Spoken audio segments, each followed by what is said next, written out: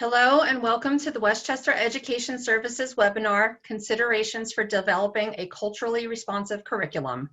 I'm Nicole Tomassi, the Marketing and Conference Manager for Westchester. For those of you who aren't familiar with Westchester Education Services, we provide a complete range of services for EdTech producers and educational publishers of literacy, math, ELT, science, social studies, bilingual education, and translated products, including content development, art and design, production, and project management.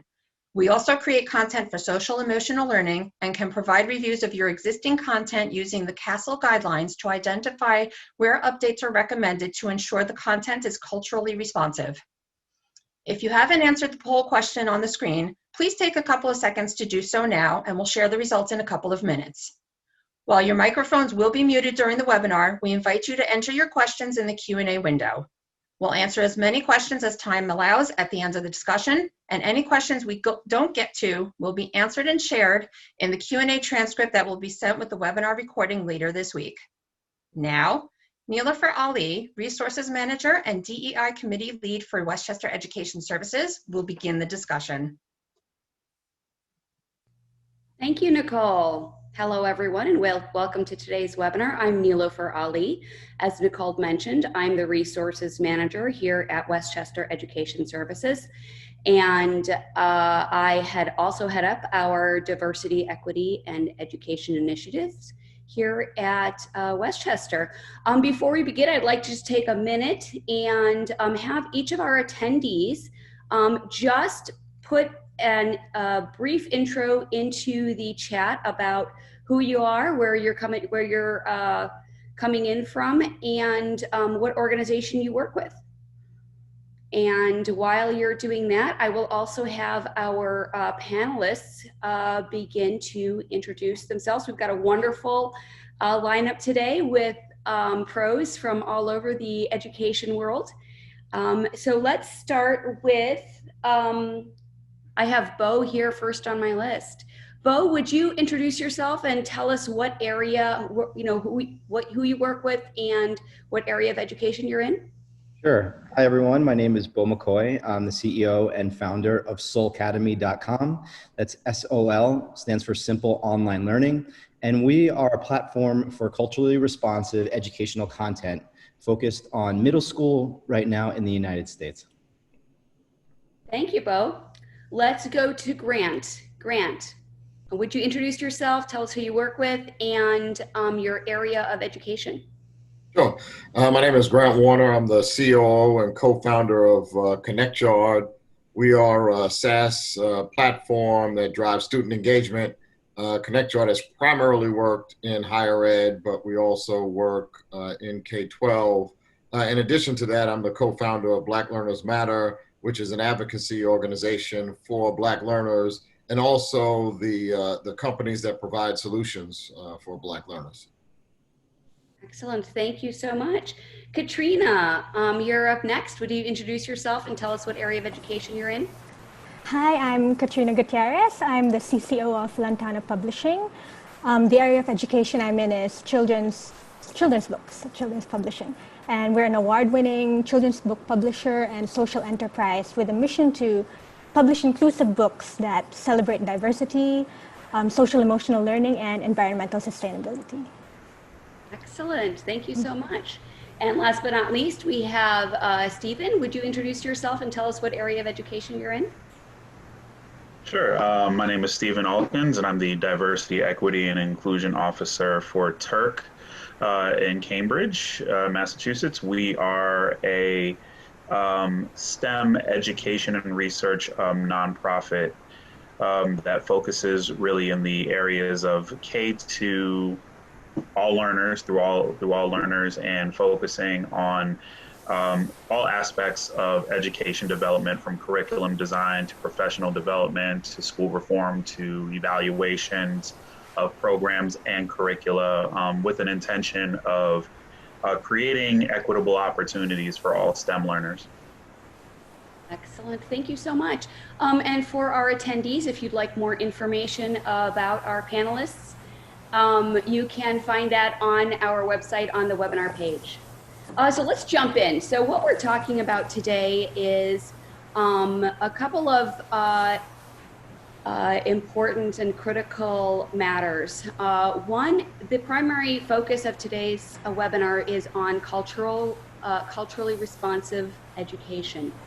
And we're going to talk a little bit about how diversity, equity, and inclusion is a piece of that, and how they relate to each other. So I found a broad definition of culturally responsive education that I'd like to share with everyone before we jump in. Culturally responsive teaching or culturally responsive education is a research-based approach that makes meaningful connections between what students learn in school and their cultures, languages, and life experiences. And this is from understood.com. So now that we have figured out what culturally responsive education is, or we've named that, we're gonna loop back to that towards the end. But I wanna start off a little bit with with diversity, equity, inclusion, and some may include belonging. So diversity, equity, inclusion, and belonging can look different between organizations and industries. And individuals and organizations are at different places in this process. So, oh yeah, we have our poll, that's right. I apologize, Nicole. We'll come back to that in just a minute. So let's jump in real quick and then we'll come back to our poll. We'll jump in and I'll start to talk, our panelists will talk a little bit about diversity, equity, and inclusion in their organizations. Let's start with Grant. How do the principles of diversity, equity, and/or inclusion influence your goals with Connect Yard and Black Learners Matter? Thank you. Yeah, so both organizations were really founded with DEI at the center of them. So when we founded Connect Yard, the principal issue that we were tackling was the digital divide. And it's interesting, you mentioned this, this issue of belonging. So for people with disabilities, we've enabled technology in a way to include them. But when we think about people who are struggling with access, that same thing is not true. So when we thought about Connect Yard, what we were trying to do was make sure we brought that as a lens for inclusion and belonging. So if you had issues with internet access, how could you gain access to the learning management system, which was becoming increasingly important for educational content? So that was the motivation for the formation of Connect Yard. So we took that learning content and pushed it to channels that students could access and allowed two-way communication to drive engagement. And for Black Learners Matter, with the pandemic, we started out and did some discovery just to understand ways in which Connect Yard might help K-12.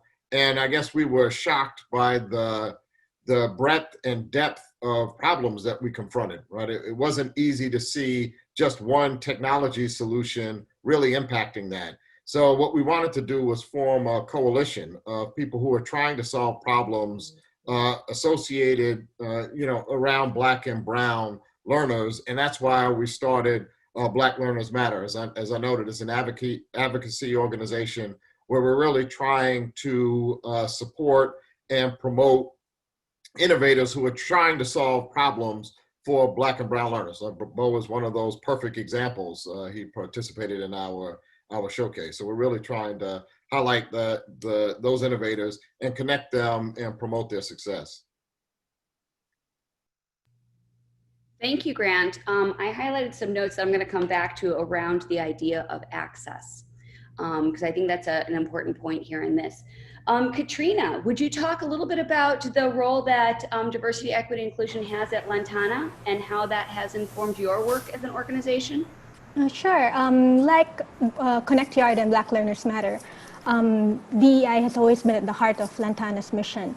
I forgot to mention that Lantana is an independent publisher that's based in the UK. So we're based in the UK, although we're distributed in the US and Canada by Learner Books. And so our context is mainly began in the UK. And in the UK, a third of school children identify as Black, Asian, or minority ethnic. Yet fewer than 5% of children's books feature a main character of color, and fewer than 2% of children's book authors are authors of color. So the situation is even more dire for those who identify with marginalized groups relating to class or sexuality, health, and abilities. So we formed Lantana because we wanted to address the need for positive and quality representations of different cultures, backgrounds, and experiences in children's books. And our strapline and guiding principle is, because all children deserve to see themselves in the books they read. So even our name reflects our commitment to DEI. We call ourselves Lantana, which is after the lantana flower, and it's one of the only plants in the world that has petals of many colors on one stem. And we thought it was a great metaphor for children of all colors reading happily on one earth. So you can see that everything about us is really built around DEI. And because DEI is so central to our mission, it was very easy to create the books and content with DEI at the center of them as well, and also to decide whose voices we wanted to represent. And when it comes to our organizational structure, we're also proud to say that we made a point to champion culturally diverse and inclusive staff in publishing. And what was challenging was thinking of ways to support this kind of structure. And we realized that one of the things that we've incorporated early, even before it became necessary because of the pandemic, was allowing working from home. So Nilofer and Nicole didn't mention that I am actually based in the Philippines because I had to go home when I decided that, no, I didn't have to go home, but I decided that I wanted to go home when I got pregnant. I wanted to raise my family at home. So Lantana made that consideration that, we can function and function well even with remote teams and virtual meetings. And so when it comes to inclusion, we think of it in that this is a way to let people who need flexible hours, or people who need to work from home because of their families, or those with physical or mental health challenges who need to work from home, or those who cannot afford to live in London, which is very expensive, or other publishing centers. This is a way to help them participate meaningfully in the publishing landscape. So that would be, in a nutshell, how DEI is very much at the center of Lantana. And just to bring it back to the purpose of this webinar was that I was thinking about how can DEI become really, it's a cornerstone value in any company's mission, rather than just something that can be tacked on or retrofitted. That's an important question, I think, for people who are attending this seminar. So once you have that, everything else, I think, will be easier when you think of DEI. So that's it for me. So thank you. Thank you, Katrina. So we've touched on so far a few really important points that I want to hold up before we move on with our panelists. One is the idea of access. And Grant, you mentioned that access is an important piece. And often we think of access for people with disabilities, but both you and Katrina have touched on how important access is for so many different people. It can throughout as they're either working in education or trying to receive an education. And I think that both of you touched on also that your mission, that diversity, equity, and inclusion is central to your mission. And that you are building coalitions, and that what happens on the inside of your organization is just as important as what happens on the outside. So your diversity inclusion is happening on the inside of your organization, so that it can translate to what you do. Let's move on to Stephen. Stephen, would you talk about how your role at Turk came about and what your goals around diversity, equity, inclusion, and belonging have been at Turk? Sure. I think the role came about, really just from professional development surveys that just were there before, prior to me, and really thinking about what the organization wanted in terms of, I think, more what I would probably say is the more traditional role as seen as a diversity, equity, and inclusion officer, which is sort of put into like a human resources, talent management sort of framework.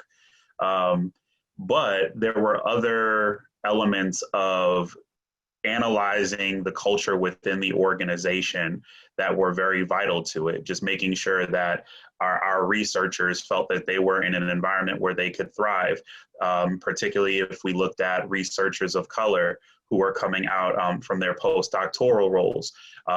Anyone who's in research knows that that's a very hard field to break into, especially when you're trying to publish papers and you're trying to make groundbreaking discoveries and publish that work at the same time.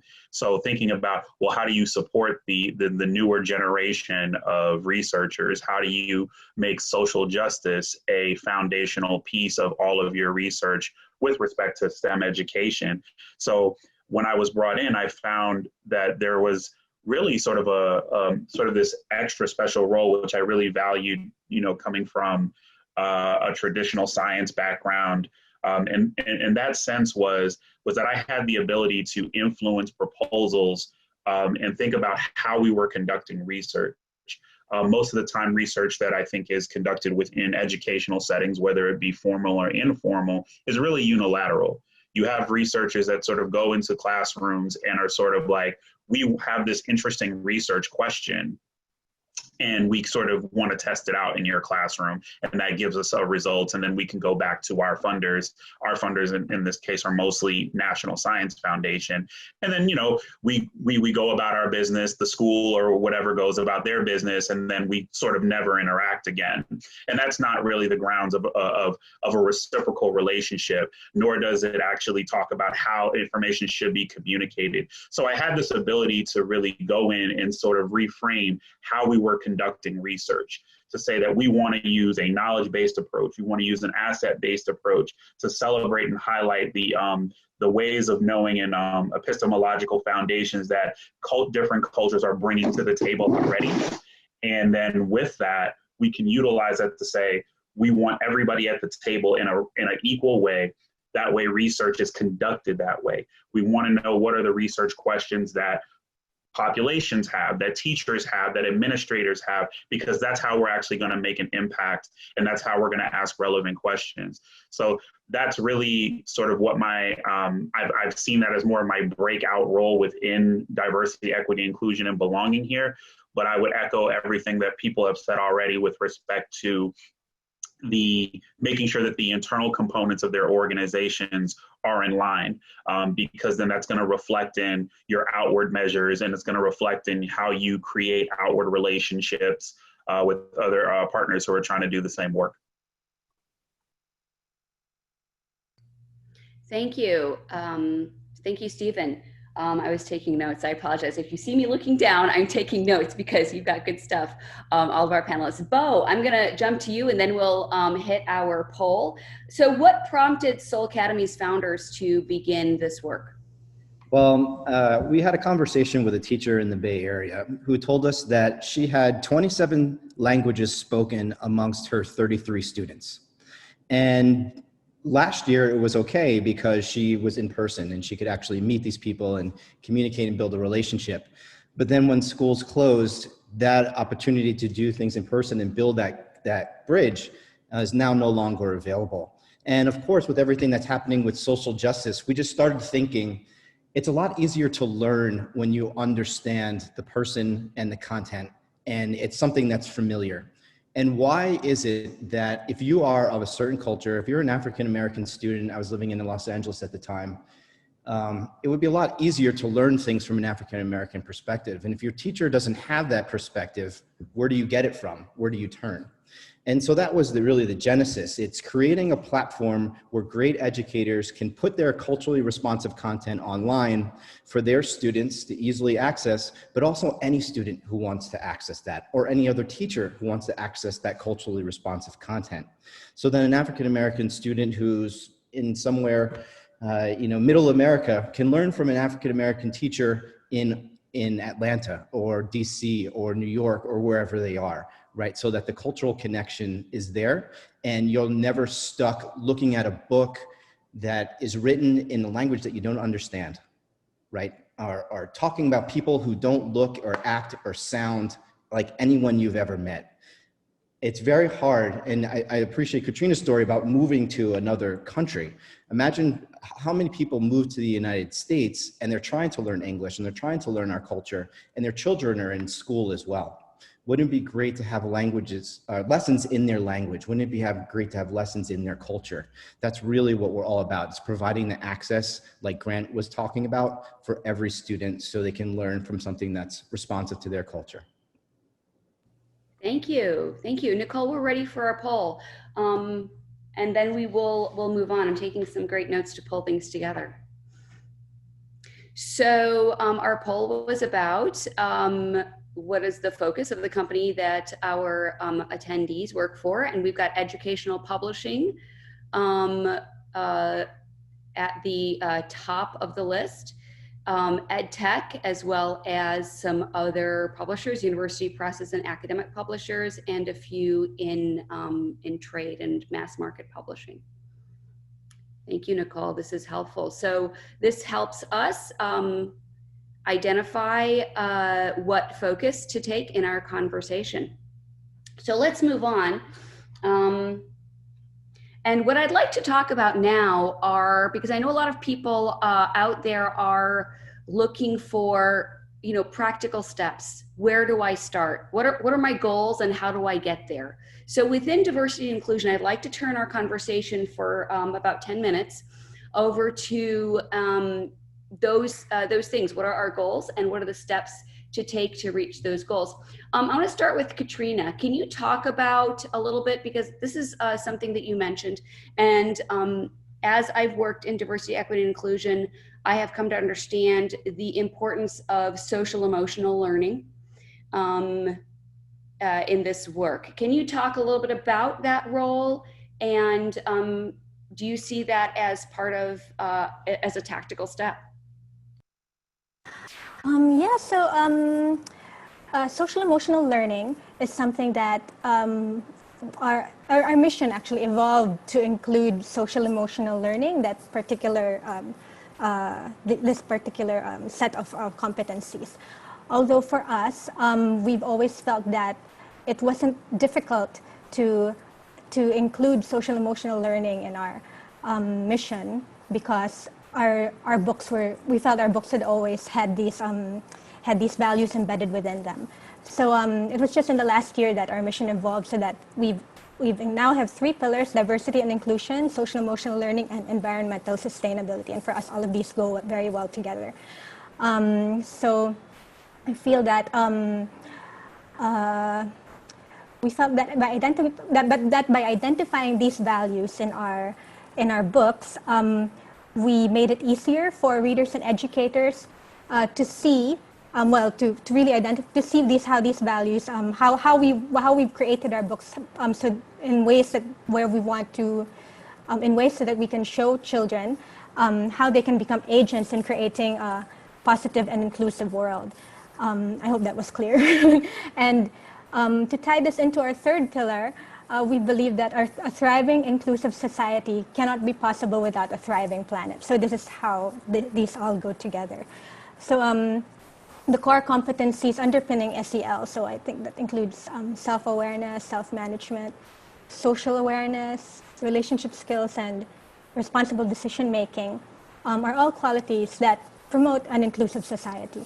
And when it comes to our books, definitely empathy, respect for others, managing one's emotions, and so on are important when encouraging children to create this kind of inclusive culture and to celebrate our differences and understand one another. So when it comes to an organizational structure and creating culturally responsive materials, I do think that SEL can be a tactical step. It's a great entry point for inclusion. And you can certainly evaluate your materials and your structure, or create materials guided by the definitions of these competencies and have DEI as the goal. So I hope that answers the question. Yeah, absolutely. You touched on a few important pieces there, I think, that social emotional learning is important for helping for example, children in a classroom, create an inclusive environment. And that goes to the internal work that people have to do as they are interacting with people who are different from them.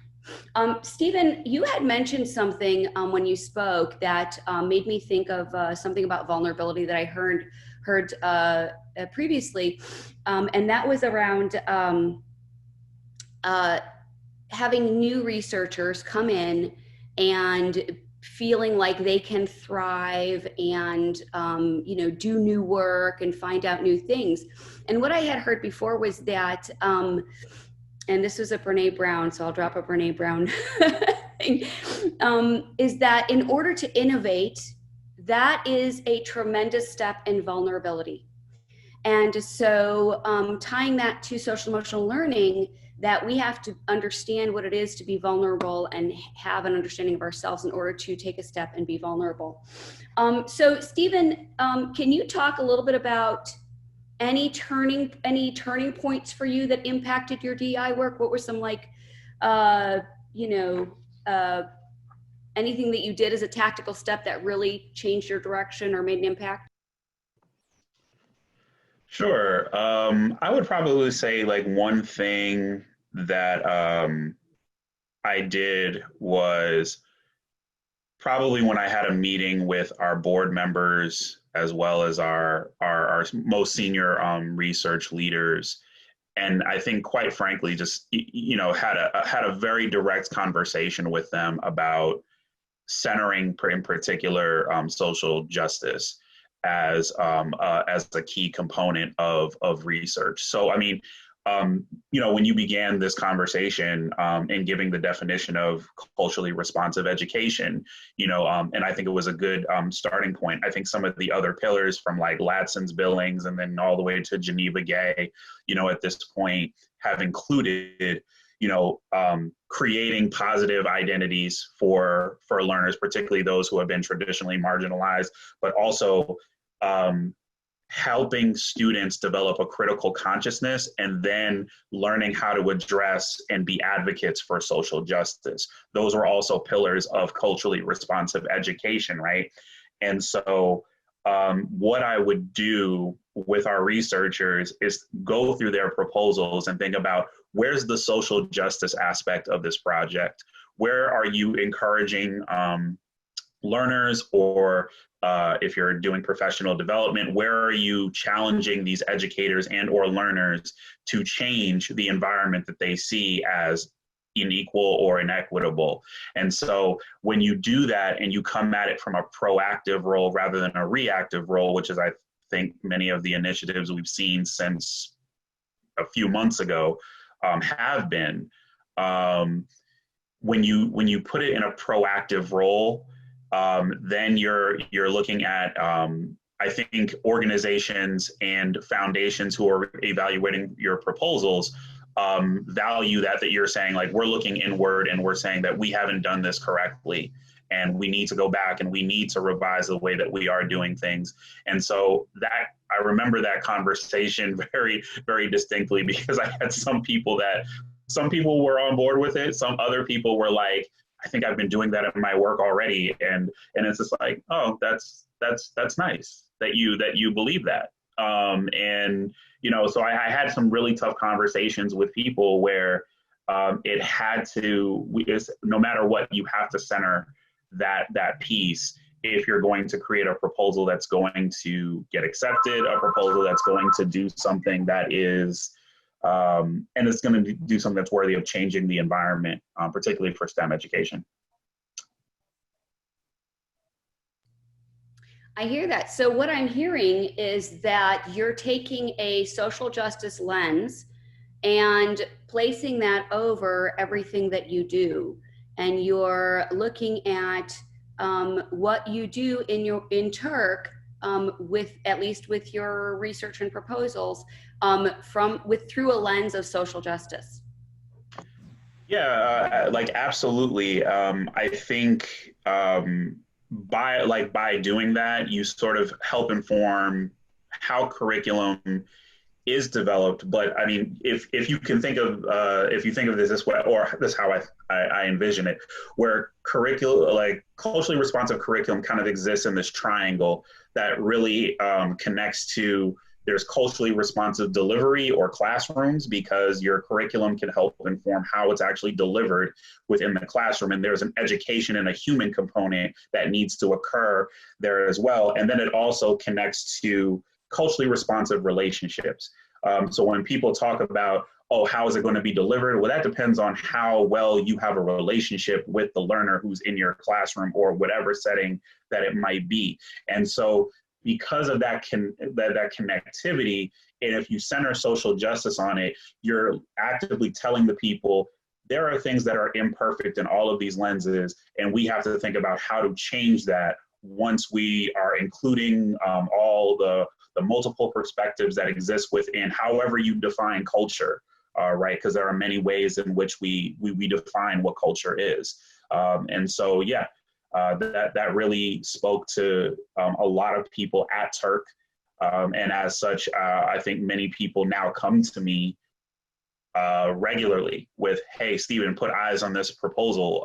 Let's think about ways that our PD is not just advocating social justice, or how is this PD reifying old structures of oppression? And so that involves a lot of the education, where we have to go back and educate ourselves on critical race theory, queer theory, social capital theory, everything that goes into curriculum development and research. And so, yeah, research is definitely an important component of informing curriculum development. Thank you. Thank you for that. I want to, let me go to Beau, because you had, you're in a startup. So what are some of the steps that you have used to build out your team with a lens for diversity, equity, and inclusion? Because I think that we may have a lot of attendees who are interested in, how do we do this? How do we get, a diverse team in place? I think there's been a desire amongst people to do this for a very long time, and now is the opportunity to actually do it in your career. I think a lot of people have saw this as like a part of them, as something that's been really important. And now is the time. And for me, it's really simple. I just put that messaging out there. I said, this is what we're trying to do. Culturally responsive content is core to solving the achievement gap that you see across races, that you see across students with disabilities, across, and people are out there, and you just have to put that message out. And if they're truly passionate, and if they're truly committed to improving the situation, then they're actually a lot easier to find than you might think. And it's not necessarily people who look exactly like you. I mean, they might look very different, but I think a lot of people have known, like, these problems have been there for a very long time. It's like, none of this is new. Now it's just this lens is kind of magnifying all the problems because it's all over the media, and people are ready to take action. And so that's really the step, is that put that message out there, and then the people will come find you. I think that's an important point, is that if you are walking the walk, then you're going to attract other people who are also walking the walk. Mm-hmm. Yeah. Grant, in some of your webinars, you have mentioned what you've called the 3 C's.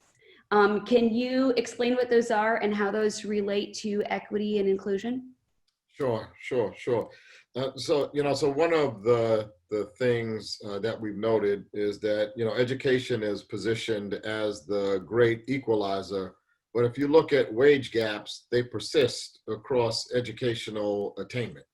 So whether you get elementary school education or PhD, these wage gaps persist. And I think it underscores some of the things that we've heard from the panel about the need for a partnership model. So if we think about culturally responsive education, the idea is that, well, your unique experience is an asset, right? But the way that's validated is by seeing yourself in some of the positions of power and accomplishment, right? Not just as examples in the classroom.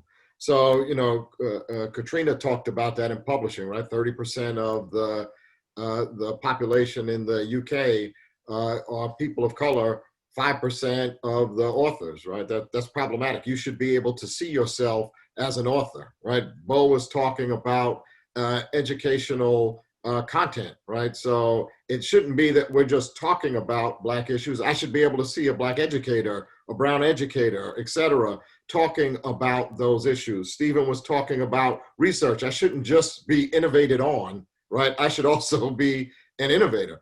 And that's really the focus of Black Learners Matter.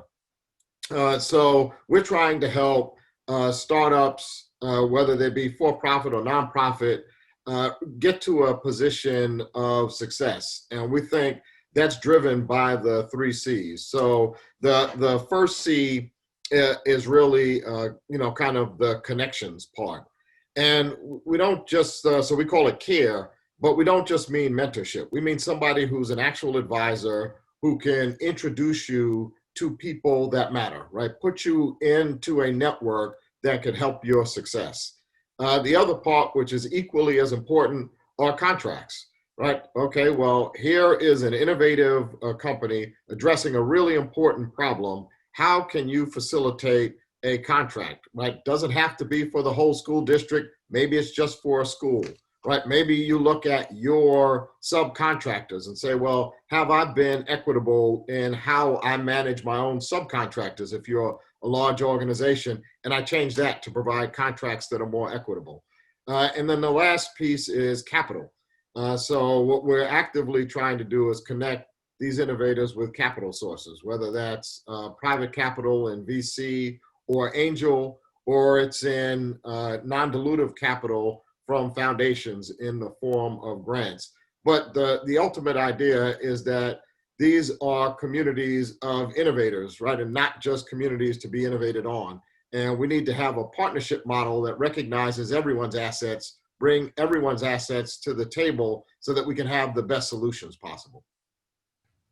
Excellent, thank you, thank you. What I heard you talking about was really impact, moving beyond intention and talk to actual impact. So what I'll do is I'm going to step over our question about resources and go directly to culturally responsive content around what principles companies need to consider when developing culturally responsive content. Let's start with Katrina. So what are some of the considerations you keep in mind at Lantana when selecting material for a publication? And I'm going to give you just like 2 minutes. No worries. Yeah, so well, I'm in communication, so I'm not really in the editorial department. I don't select the content, but we do discuss them. And one of the first important thing is that the story has to be good. And when we say good, well, I'm not going to get so much into it because we have 2 minutes, but yes, we want the stories to be good, because what we've found is that a lot of, but I think it connects to what Grant and Beau and Stephen have been saying, is that sometimes the representations of children of color are just always the same, or always in a rural background, or just too worthy or too preachy that we feel you don't like. I myself have felt that way, that it doesn't really reflect my experience, and it's nothing to aspire to. So that's what's really important. We want them to be reflecting reality. We want them to be aspirational, and also celebrating our differences. Again, inclusive, and and as well, we also try. We definitely support own voices storytelling. And and of course, develop empathy for others. So I think those are what's key, the key values in the kinds of materials that we choose. Just really quickly, can you explain what own voices is in like a sentence? These are stories that are written by people who have actually experienced what they're writing about, or that they come from that culture or that background, rather than actually experienced it. But yeah, they come from that same group or background or experience. Thank you, thank you. And what I'm hearing is that there are good stories out there written by people from their own voice about their own culture and background. Yes, and just very quickly, I just wanted to jump on that. Is that what was one of the frustrating things that we've been hearing recently? This report was released in the UK called "Rethinking Diversity," and and it was a report where they interviewed publishing professionals across. Publishing professionals and writers and authors, writers and illustrators of color about their experience as people of color in the publishing industry. And one of the frustrating things that I read was that some of these sales people who were not people of color were saying that, oh, it's so difficult to find good stories by people of color. And I said, oh, you just aren't very focused on how to reach them or how to find them, or there are so many. There's so many, and we find so many, and it's just very frustrating. So I'll pass on the baton. Excellent point. So let's see, Beau, I'm going to jump to you. Your platform is based on culturally responsive education lessons for students and teachers. Can you tell us about the criteria you use for what to include and the impact that if you've seen an impact of your platform already? Yeah, absolutely. So what content do we look to include? What we're doing is partnering with specific schools to develop the curriculum and content that they need that they don't necessarily have. To supplement the lessons that they need to learn. Maybe they're not able to connect with a certain part of their audience right now. Our focus is on African American and Latino students in middle school. And so we're helping them develop that content. If they have teachers who can develop it, great. If not, we're developing a content creator network. So we're working with educators all over the country who are certified, who are verified educators who can teach to certain standards in different states. And are we seeing an impact? Absolutely. As school has started in the last 2 weeks, you can imagine it's been very much a challenge for parents, students, principals, everyone involved, teachers in education. The ability to have something to supplement your learning is very important. We live in now an asynchronous world. It might have been the case a few years ago where you could go do something at a certain time and say, okay, our lesson's going to be at 2 o'clock today. That's no longer the world we live in. Right now, it's the lesson's at 2 o'clock, but maybe I need to watch it at 3, 4, 5. There could be a shared internet connection at home. The power might be out. A lot of people don't have access in different places. They can only go to the library and get access.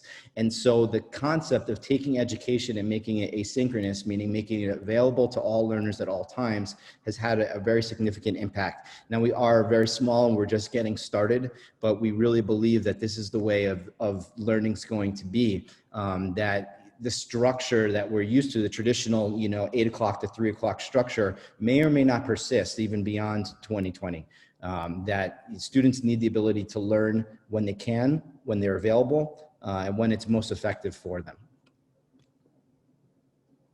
Thank you. Great points there again about access and that the quality is out there, that there are professionals doing this work. Let's see, Grant. Black Learners Matter emphasizes connection as one of the 3 C's. So how can that connection help result in a culturally responsive program? Great question. So I'll piggyback on something Katrina was talking about, that empathy, right? That radical empathy, finding people who have perhaps experienced it as part of the solution providers. So, we exist in a space in ed tech where it's easy for people to say, well, it's so hard to find people of color, ... like kind of whatever it is you think it is.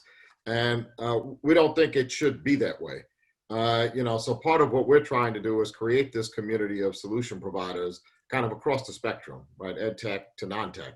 We have some companies in the quote unquote portfolio that are non-tech, and that's fine because we have a broad range of problems we're trying to tackle.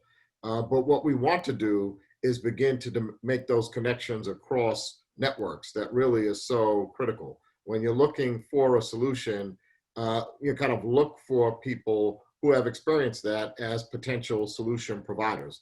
Again, we have to eat our own dog food on this stuff, right? We think the best solutions come from diverse teams where people are coming from different perspectives. So we're trying to create a network that's not just Black and brown.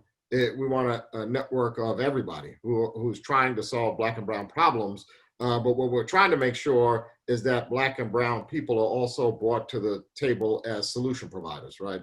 Not just as the audience that gets innovated on. And I think the connections piece, having people who are active as not necessarily mentors, but as advisors, right? So I can make an introduction to whomever, and this can be meaningful for your organization because, right? Those are the kind of relationships that we're trying to foster, because that's the first step of allowing these companies to grow and survive. So that's kind of the focus, and how we see that connections, that care piece, kind of really overlapping strongly with culturally responsive programs. Thank you. I want to make sure we get back to Stephen. Beyond content development, what elements of culturally responsive education do you engage with at Turk? So I would say the internal aspects of our culture, making sure that, again, that researchers are thriving and are just sort of educated within diversity, equity, and inclusion and belonging literature, because that informs how they're going to conduct their projects, and it also informs how, again, it goes to them approaching their partnerships when they are looking for research partners. Actually, I was just answering a question in the chat about one of our, and specifically one of our projects, thinking about the approaches that we're using, right? So it's not just in thinking about social justice, but it's also about how you're expanding the ways of knowing and how you're infusing that. So I was mentioning our embodied physics projects, which talks about physics learning, but combines that with the principles of dance. And that project is specifically done with middle school women of color. And so utilizing dance as an access point to learning allows for a different approach to be infused into the learning process, right? So I think with regard to creating the culturally responsive content, I think, of course, the first thing that everyone thinks about is obviously culture, representation, making sure that those people are told in those stories and in ways in which, and I think it's important to state this, not just representation, but representation that dispels stereotypes of individuals. And so when you think about, to Beau's point, when you have a teacher that sits there and says, I got 27 different languages in my classroom, or when you say that a character is Hispanic, well, there are over 20 different dialects that are spoken in Hispanic and Latin cultures. So like you have to think about that as a representation, those that dispel stereotypes, those that come from different social situations. Different familial structures, and that you're not feeding into that. The other thing that I've worked with, actually particularly like our curriculum developers on, is how they're informing their teaching manuals, right? Because usually a curriculum comes with a teaching manual and a professional development manual that helps teachers sort of get into how you're going to relay this content, and thinking about, again, going back to what I was saying earlier about developing a culturally responsive relationship. I would ask that if you're developing a manual to go along with your content, think about how you're going to provide exercises and activities that allow your educators to learn their learners. You have to have something that allows that, whether it's surveys, activities, some things that allow your learners to do that in an authentic way, so that you don't have a teacher that's just saying like, hey guys, we're going to use hip hop in our lesson today. Like, no, like you want it to come across in a very authentic manner, because kids know when you're just trying to pander to them. So that has helped, I think, particularly our investigations team that has our mathematics curriculum. But with respect to research, a lot of it has just boiled down to reframing how we approach our partners and how well we are incorporating other ways of knowing, indigenous ways of knowing, and how well that's represented in our approach. Thank you, Stephen. So you mentioned something there that I'd like our panelists to think about. And that is that these don't seem like they're quick fixes. Like it doesn't seem like there's a way to get a quick fix. We're going to take a couple of questions, and I'd like you to think about like what does that look like? It's not a quick fix, so what is it? You know, what are the elements that actually go into making this kind of change from what we've seen historically in education? Okay, so give that a little bit of thought as you're also answering questions, because you're all smart people. So let's hit some of the questions. Let's see. Here's a quick one, and this is open to anybody. How would you define the differences between culturally responsive versus culturally competent versus culturally competent? And this is for anyone to jump in and take that question. What's the difference between culturally responsive versus culturally competent? Sure, I'll take a stab at that. I've always within the literature, there's a lot of sort of interchangeability with these terms, but culturally competent, from my perspective, is understanding the dynamics that are in your learning environment and understanding the prior experiences, understanding the cultural heritages that exist within your environment. The reason why I sort of hesitate on the word competent, even though like Ladson's Billings would say that, you know, having representation and all these things contribute to that, competence sometimes comes off to me as like a point that you've arrived at and that you're sort of finished. And the thing about it is that every environment is different and changing, and it's always evolving. So I look at responsiveness as the active aspect of being culturally competent, is when you're able to sit there and look at the dynamics that exist within your environment and say, how can I leverage everything that everyone brings to the table in an equitable way that stimulates learning for others, maintains the social, emotional aspects, empowers them to be critically conscious and to be agents for active transformative social justice. So I think responsive for me is the more active role taking for it. So responding, it's a relational. Responding is relational. Absolutely. Yeah. Absolutely. So we've got a few more questions here. We may not get to all of them, but we will. We're going to put our questions out to our panelists after the webinar, and we will try to get those answered for you.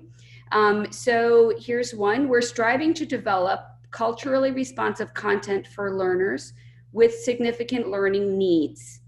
How can we support curriculum writers in learning how to create and include diverse characters who may not be from cultural backgrounds they know and understand? So how do curriculum creators create content from about characters from backgrounds that they are not from? And this goes back to the own voices point, but does anybody want to speak to that? You know, that's definitely challenging, right? It's like, how do you write about a culture from which you're not actually a part and you haven't experienced?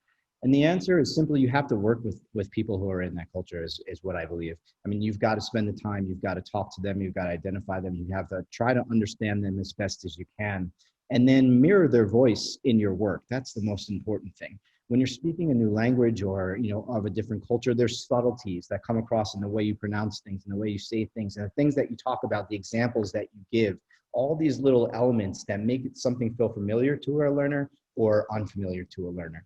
And you've got to incorporate that as much as when you're creating the content. And then once you create the content, you've got to field test it, right? You have to have a core of people from a specific culture who you can run the material past and say, hey, does this resonate with you? Is this something that you'd want to engage with? And it's an immediate thing. You can look at it right away. You could read something right away and it strikes an emotion. And it makes you feel like, yes, I feel connected to this, or no, I don't, and I'm going to push it away.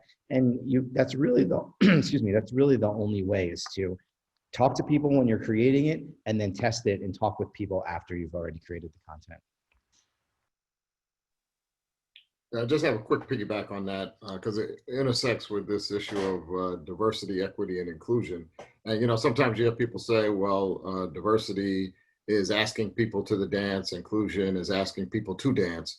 And I think diversity might be asking people to the dance. Inclusion is asking people to be on the organizing committee. And I think that talks to Beau's point, right? It's that you want them to have a meaningful stake in what you're developing. Again, not being innovated on, being part of the innovating.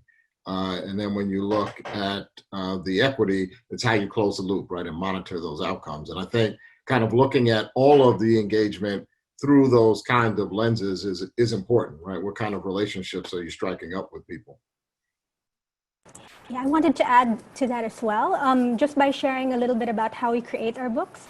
Just that if we have so we start with a manuscript, and if the writer, for example, we have this book called Chicken in the Kitchen, which was written by Nnedi Okorafor, who's Nigerian American.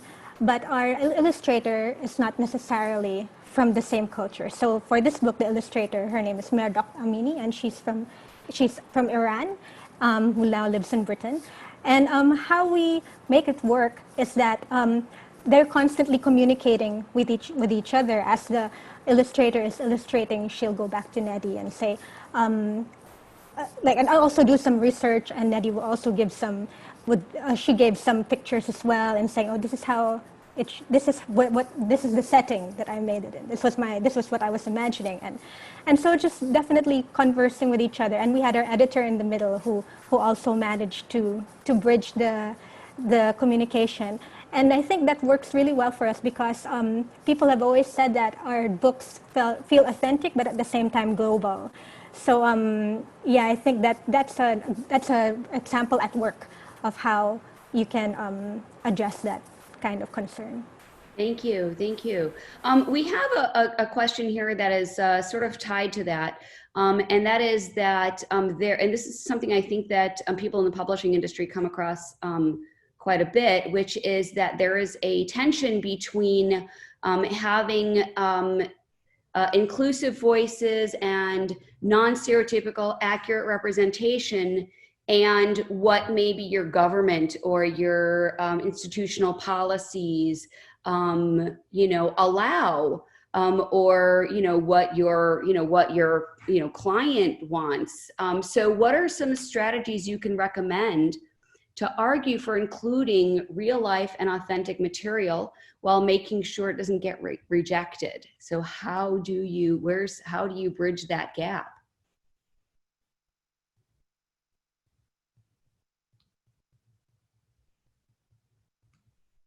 I think that's a kind of a tough question in that you have to answer to so many parties. And already while you're creating the material, you're already thinking about it not getting rejected. So even though I know that that's a valid concern, I'm not sure it's the right place to start. I don't know if Grant or Stephen or Beau have a different response. Because I just think it makes it, even though I understand the value of the question, I think that starting with the question about how can I not get it rejected will hamper your creative voice. And I think the advice that has been given by Grant and Stephen and Beau and about communicating with people from those backgrounds will help you create a story or create characters that will not get rejected. There's a greater chance of that. And of course, I mean, that's why you have editors, that's why you have readers. And in YA, it's been very popular to have sensitivity readers that you can hire, I think, to ask them to see if it's an authentic representation. And also maybe think as well about the kind of representation that you're creating. Why do you think it will get rejected? For me, I think that's the main question. Like, why do you start with thinking in that way? Is there a reason that it will get rejected? So yeah, that's a great point. The full question was around what I think that in the United States a lot of people have experienced is that there is a way that things have been done for a very long time. And I would suggest, I'm going to jump in here because we're at 11 o'clock, that this goes back to leadership and the importance of having your board or your leadership of your organization being part of your inclusion efforts. So with that, we will put the rest of the questions out to our panelists and invite our panelists to share any lingering thoughts. But I want to thank everyone for coming. My apologies for not getting the rest of the questions answered. This is a really engaging conversation, and we hope that you come back for future conversations. Thank you. Bye-bye. Thank you. Thank you very much. Thanks, everyone. Everyone. Thank you, everyone. And I want to thank Nilofer, Stephen, Katrina, Beau, and Grant for all their insightful thoughts and observations. This is a very important topic, and I wish we had more time. But again, we will answer any of the questions we didn't get a chance to during the live session, and we will get that Q&A along with the webinar recording out to everyone who has attended in the next couple of days. If you'd like more information about how Westchester Education Services can help you address some of these issues, within your content, you can check out our website at westchestereducationservices.com, excuse me. And in closing, there is going to be a short 3-question survey that is going to come up on your screen as you exit the webinar. If you could please take a minute to answer that, it really helps us inform the kind of content we can bring to you in the future to make sure that it's meaningful and impactful as today's session was. We thank you so much for taking the time to attend and hope you enjoyed the rest of your day.